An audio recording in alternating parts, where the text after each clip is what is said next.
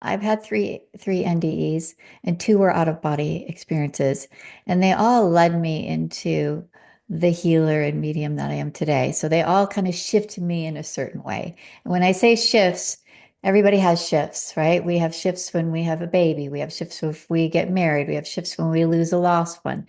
So these are shifts that developed me into who I am today. So my first NDE was when it was actually the same night that Princess Diana had passed. I was out with a bunch of girlfriends, and we were just watching like the TV, and that came on about, you know, Princess Diana dying. At the time, I didn't know what a premonition was. I didn't know what the afterlife even, I didn't even wasn't even part of my life, let's say that. And so I can remember when I was leaving, I didn't want to get into the car. I had this strange feeling like we were going to be in a car accident. And I was like, my friends were like, no, no, no, it's because you're a single mom of three, and Princess Diana was a single, had children, and she just passed, and this is just all in your head. So I get in the car and we're driving down the freeway, and now something dropped into my mind telling me that I was going to be hit by a car. Now, there was no reason for me to even think that. And I was like, I knew it was real. And I said in my mind, no, no, no, no, not now. No, no, I'm a single mom of three.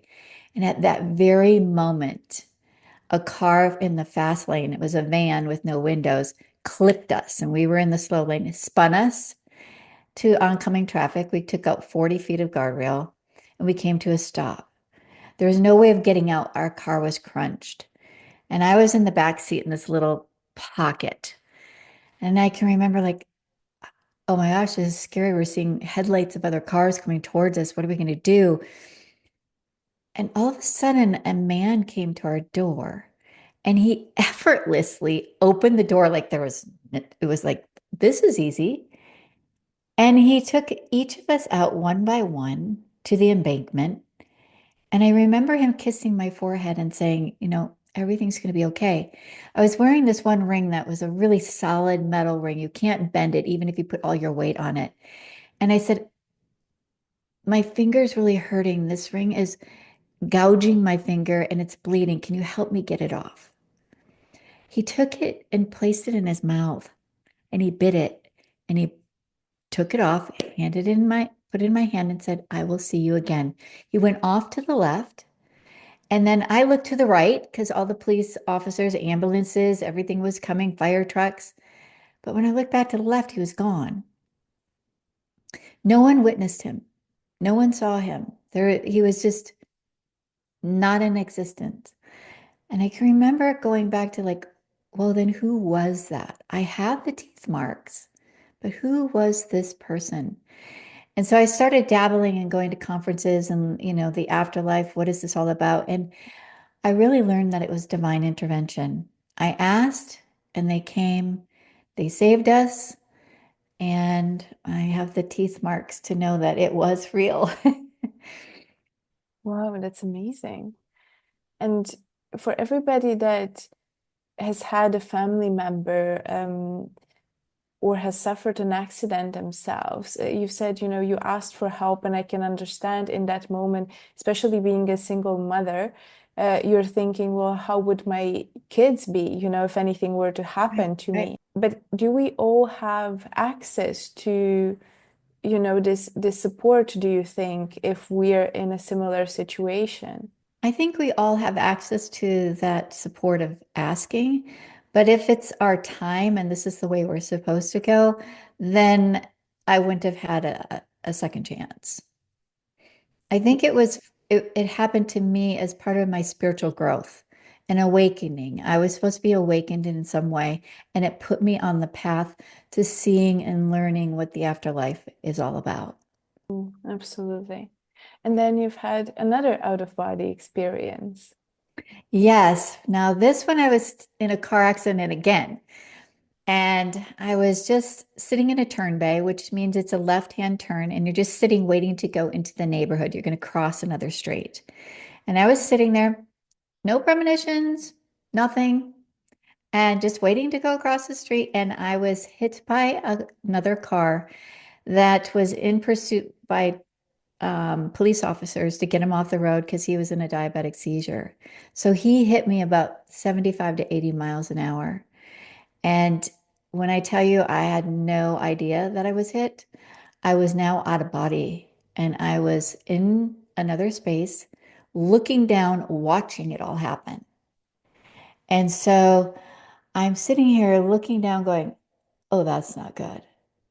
And then all of a sudden, I feel this great being behind me. The voice said, but are you ready? And I knew what that meant. That meant, are you ready to stay here? Are you ready to transpire? As once again, I'm like, no, no, no. I'm a single mom with 3 kids. I need to go back, but I'm not going to survive that. I saw this car coming. It was like a truck carrying tractor equipment behind him. I saw this truck coming and going on top of me to crush me. There's no way that that was going to stop. But as soon as I said, no, no, no, it was like it was a quick blank. And all of a sudden, I remember opening my eyes and I was in the back seat of my car once again in this little pocket. My driver's seat had broke, my seatbelt had broke, all windows had broke, and I had a mouthful of glass. And I can remember the police officer being at my window with another gentleman. And the police officer said to me, ma'am, are you okay? We are so sorry. We were trying to get this man off the road, and you were what stopped him. And then he looked over to the other gentleman and said, are you okay? And he goes, no, I'm really not. This is really shaken me. I should have crushed her. But in a split second, it was like somebody took my steering wheel and put me in oncoming traffic. When he said that, it was like an immediate download. Wait a minute. I saw that. And then everything else happened so quickly. I was taken by ambulance to the hospital. But what this did for me is I heard spirit. I was in another dimension. What does that mean? How can I hear spirit? And so that led me to start opening my mediumship abilities. And I can remember having them when I was a little girl, but it was frightening and I shut that door. So it was time to open this again. And that's when I went to Dr. Gary Schwartz and Dr. Julie Beischel at the University of Arizona. It was called the VERITAS Lab at the time. And I got certified as a research lab medium. I went through those credentials because now I'm hearing spirit. And if I'm going to speak with another person and tell them that their loved one's coming through, I want to know that this is real. I want to have some credentials. I want to have science have my back. And am I qualified? Like maybe I'm just dabbling at this and what I'm getting isn't real, but it all came back phenomenal. I was just in awe at what exists beyond, our capabilities, that we all have this ability to tap into. And what were the first months of being able to hear spirit? Yes, I would sit with girlfriends and we would do meditations, and I was kind of like the one that would speak and hear spirit. So it felt comfortable. You're just meditating and you're seeing what can come through. And then I would start doing it for friends or family members and seeing like, let me see if I can connect with a loved one that you would like to connect with and then get the validations. And so it took some time, but as I was seeing, I was growing. It's kind of like learning how to ride a bike, right? You pick that bike up, but once you learn, you've got that skill. It's like tuned right back in. And that took some time. But what was interesting is I can remember reading Dr. Gary Schwartz's book, The Afterlife Experiments. And then that book led me to The Afterlife Codes by Susie Smith. And I can remember feeling so connected to Susie Smith. So when I reached out to Gary Schwartz saying, I really want to be tested as a lab certified, I made him like, please be aware of me, right? But I put Susie Smith's name in there saying, I read Susie Smith's book and I know you two are connected. And I have a message from Susie to you. Well, that got their attention. and Dr. Julie Beischel came to my house. And when she sat down, she says, I need to share something with you. I'm like, okay. She goes, you mentioned Susie Smith. I said, yeah, I feel really connected with her and that she was pushing me to, reach out to Gary. And she goes, well, she was the founder of our lab and she told us, get this, she told us that she would send the mediums that she wants us to test and they would say that they have a message for her from Susie. And I was like, what? Really? So I knew I felt the push, but I wasn't too sure if it was just some of me and a little bit of her, but that validated it. And it was like, okay, this is what I need to do. Oh, that's amazing. And then that sort of put you on this path that you're on now of being a medium and then working closer with spirit. But then you've had another experience that was even more intense than the previous ones. Yeah, my third NDE really kind of like shook everything in my life, changed my whole foundation, stability, everything. It was like life changing for me. And what happened was I was really, really sick. I was being seen by Mayo Clinic, some top doctors, and they couldn't figure out what was wrong with me. I would lay in bed in excruciating pain all day. And if I took a sip of water or just a little bit of cracker, it would be like labor pains. If anybody went through a pregnancy and gave birth, they would know what I'm explaining. But it was constant. It wouldn't go away for hours and hours and hours. Then I lost the ability to hold my bowels. So I was losing my dignity. When life gets that bad where you feel like you have no quality of life, you start to say, I'm ready to go. And that's hard for me to even say. I like get choked up even saying it right now to you because, I had four children. Three were grown and out of the house, but my other one, my fourth one was a young child. And to think that I would ever say that is hard. Um, but I can remember one morning as I was laying there, I saw some spiritual surgeons enter the room. And I wasn't afraid. I saw spirit all the time, but I'm like, well, what are they here for? And they came to work on me and I could feel the pain. I remember them opening up my abdomen, kind of where my pancreas was. And I can remember them squeezing, kind of like squeezing pus out. And the pain was so excruciating. I was like, I don't know if I can take this, but I know I have to because they're performing this onto me. But what can I do to stop the pain? So I thought, well, mind over matter. Let's just kind of take some deep breaths. Let's just try not to think of what's going on. And as I took that deep breath, I went and settled in as it goes down in, my spirit left my body. And I could feel myself floating up. And I knew I was transcending, and it felt beautiful. I was no longer in any pain. And I kept floating up and up and up to this bright, bright light. And as I was standing in this bright light, imagine yourself just standing on a bunch of clouds and going, okay, now what? Where am I? What do I do? And these arms reached out to me. And now I'm watching this beautiful being who I feel was God as I felt this loving connection that I knew, that I recognized. And it was an unconditional love that you can't feel here. It was overwhelming.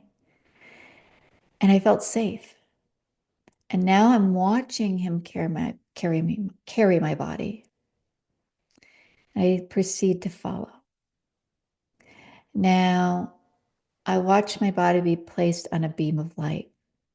And next to that beam of light was a glass coffin.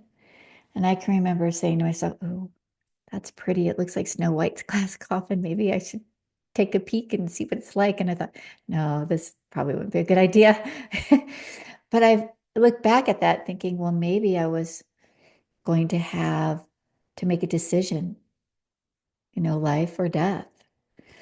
And so I proceeded to follow, and I was asking questions. Why are we going in a dome? He said, because what I'm going to share with you, I don't want anyone in the universe to hear. And I proceeded to sit, and I was sitting down. It looked like a table, right? Just like you're sitting on a chair and a table. And I felt the being once again behind me. And I looked down, and there was this paper, stack of paper, and it was just flipped to one page. And I was like, well, what is this? And I heard it was my lifeline contract, that we all have this. I didn't look at the pages before that. I didn't look at the pages after that. I just looked at the pages that were presented to me. And on that page, there was some words on there that said prosperity, health. I questioned, like, health needs to say healthy. I don't want to go back unless it says healthy. It said voice, and amongst some other things as well. Voice was like, I didn't even question it. I just felt like voice meant my mediumship. Okay, I'm going to continue doing that. But I felt that there was something new, but I didn't understand what that newness was going to be, because this was like a new mission I was going to have. And I was asked to sign it, and that this borrowed time would be reversed. So I signed my name, and it said, put the date 1/21/12. All numbers are reversible, and so is this. And I thought, okay, remember this. And I felt that I was taking an oath, not only by signing it, by me giving an oath, I was also receiving this gift that I wasn't too sure what it was, but also this knowing this, that if I do whatever I'm signing to do, this new mission and going back with it, that also God had my back. Okay, so it was kind of like an oath that I was taking, but having that oath back, like, I'm doing this with you. And I remember asking, can I see my parents before I go? Can I see my loved ones? I really want to. I was told, no, if you do, you won't want to go back. This was another dimension that was created for me to just have this meeting. So I asked if I could stay even like 10 minutes because I was in no pain. And it was like, no, it's time. Your time's ready to go back. And I can remember when I was going back, floating back. And I can remember coming into my body. It's kind of like, how an air mattress is blown up. You can see it, the air going in, the body coming back in. And I remember going, oh, gasping for air, going, and that woke me up. I was like, what just happened? And I remember saying, there's no spiritual surgeons in the room anymore. I'm not in any pain. I need to write all this down because I might forget what just happened, what just transpired. Looking back, this happened that how do I say this? It hit me deep to my core. I was never going to forget this. And so healing myself, walking through the healing process of seeing what I needed to do and listening, um, was part of my own healing. The doctors never found out what was wrong with me. It took me about 6 months till I was fully healed. So the healing was a process. It wasn't just like instant. And then I noticed that I had healing abilities. So just like my mediumship, I'm going to try this on others. And I was just seeing things right in front of my eyes, like, oh my gosh, these things are miracles. Like, and I learned that it wasn't me. And it took a long time to figure out how I was going to fine tune doing healings for people. And what I learned is I was the instrument. I was the voice that was written on that paper. But I had to remove my humanness aside and allow spirit to work through me. And that took a lot of trust. And it took a lot of knowingness that, okay, I'm going to see spiritual surgeons come in my room. Well, I've seen that on myself. That's okay. I'm going to see loved ones come in the room. Well, that's okay because I've connected mediumship wise that way. But going deeper into knowing exactly what a person's dealing with and feeling, and I'm feeling their pain now, and I'm voicing it without knowing what they're going through. And sometimes I go back to their childhood. It's like seeing what they actually went through. There's no possible way that this could come from me. And so, I give all my credit of these healings and these miracles to God for using me and choosing me to use him as his instrument and vessel. So, how can I imagine that these healings work? And how does spirit then work through you? Okay, so that's a great question because even when I go into a healing session, I'll just walk you through what happens, okay? So a person registers for a healing, a private healing, and they send me their picture. Sometimes they'll write what they are dealing with, and sometimes they'll write nothing.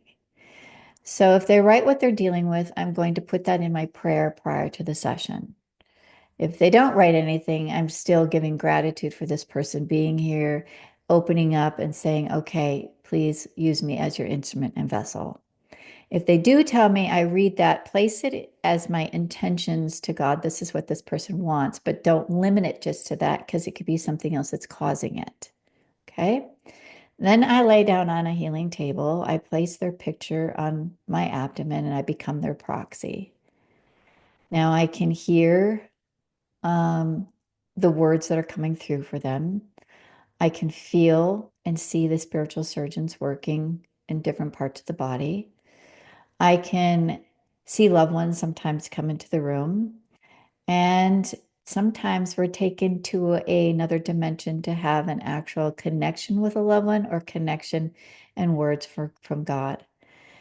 Now, this is where it's not me, because if I could heal 100% everyone in the manner in which they wanted, then I could be called, maybe truly, I don't have the ability to do that. Only God does. So who gets a miracle and who doesn't? That's not up to me. But miracles come in many forms. So it might not come in the form that they wish they had. In fact, I did a healing on a person that had cancer. She felt the cancer was gone. We healed trauma that she held for over 40, 50 years from her childhood. And she came back to me and said, that was more meaningful than me healing from the cancer. And so you never know at what level it's going to heal at, but it touches emotionally, physically, and spiritually. And I have to really remove myself and say, God, you're orchestrating this session. All outcomes are up to you, and trust it and let go. If I stand in between that and say, oh, can that really be healed? Then I'm putting limitations on it. I believe that many of us, we get a term that we get a diagnosis that holds it's not curable. And then we own that, right? We feel it, we own it and say, okay, now what? But what if we just removed that and said, I'm going to take power over that? I'm going to have the power over that term. I'm not going to give term to that power. I'm going to love myself and love my body and do every modality I can to help heal myself and my body. Now, sometimes people have to go through it for a lesson. Sometimes people have chosen that. That's the part that they came down to go through in life, not only for themselves, but for those around them to learn the lessons with them. So there's so many different levels and reasons why we come up with the illnesses we had. I mean, I got cancer after all of this and was like, okay, as a healer, what? And why not me? But why me? Right? I'm doing your work and now I have cancer. And what do I do it? What should I do with this? Should I seek medicine? Should I just seek healing? And for me, I think every person does it in their own way with what feels right. There's no right or wrong way. But I heard I needed to use every tool in my toolbox. So I did use the doctors. I did have chemo. I did have radiation. And I learned from my cancer what it was teaching me. And I also learned that when I'm helping another person that has cancer, I've now done that walk. I understand. I can hold their hand. So, what I used to call the beast within me became the beauty in the beast. I got to see the beauty out of it all and walk through it with grace and gratitude. And I loved my body and I loved the cancer. I send love to it every day. And that was the way that I felt I could heal, not knowing the outcome, but I released myself from giving cancer the power and just said, okay, let me try all of this and see what the outcome is. I questioned it and I thought, do I even share with people? Like, what are they going to think of me as a healer? And then I ended up writing a book. And I wrote a book of Doctors, Faith, and Courage. And I wrote my prayers that I came up with. I wrote my process through it. And I wrote everything leading to I didn't know what my ending was going to be. Right? I was scared. Everybody's going to have fear. But I had to then say, how is that serving me? Fear is limiting me. It's holding me from being open to the possibilities what's here. I remember having to take like 18 chemo pills and I'd put it in this dish. And I'm like, the first time I'm like, I don't want to do this. How can I be grateful for this? And I heard these were made for you. I'm like, oh, yes. Okay. So I took two by two. I gave gratitude for the pills, but I also said, please alter them for my body and took them two by two. And the journey wasn't easy. There were times where I'd go into the doctor's appointments and say, I'm having a shitty day. And they're like, no, no, no, you're doing better than most people at your stage. And then I'm like, okay, change that attitude. Yes, I feel like that, but I can have some gratitude. Look what they just told me. And the doctors even said because of the way that I walked with gratitude, that in others that they saw walked with gratitude, that they could see that their illness wasn't as harsh. And so it really makes a difference on how we hold accountability for ourselves, how we love ourselves, how we bring joy to ourselves. It raises that vibration. Or we can stay stuck in the, oh, it's ugly, it's poor me. And for me, that didn't serve me. And so when I changed my attitude to gratitude and walked with that and walked within that grace, I saw a huge difference. I do want listeners to understand, though, that our emotions are real and we do have to feel to heal. Like, not, I didn't just mask my emotions. You know, I walked in saying I had a shitty day. I recognized it. I allowed those emotions to come out. There was fear. I cried. You know, I embraced those emotions. But then it's like, how long do I want to allow those emotions to take place? How's that serving me? So I'd allow myself every day, you know, if I want to have it for an hour, if I wanted to have it for 20 minutes, let's get it out. Let's embrace it. And then let's let it go and walk forward, changing it to the gratitude. So if I didn't, I would have been stuck. I would have felt that being stuck. And I think then we're putting heaviness and not allowing everything to just flow through our body. Yeah. Absolutely. So I want to go back to the life contract that you've been able to see. And I wanted to ask you about that to your understanding. So we have this life contract before we come on earth, and we choose some of the experience that we'll have. But it sounds like in your case, next to that pre-birth planning, you've had sort of an addendum to that contract that you were presented with on that day. So how does that work? Do we get to then go there and make different decisions about what our life here would be like? Do you think you would have had the opportunity, for instance, to say, no, I would want to experience something else, or I wouldn't want to go back? Think I've asked that question over and over, and I have to go with my own feelings, my own gut feelings. There was shown me that coffin for a reason.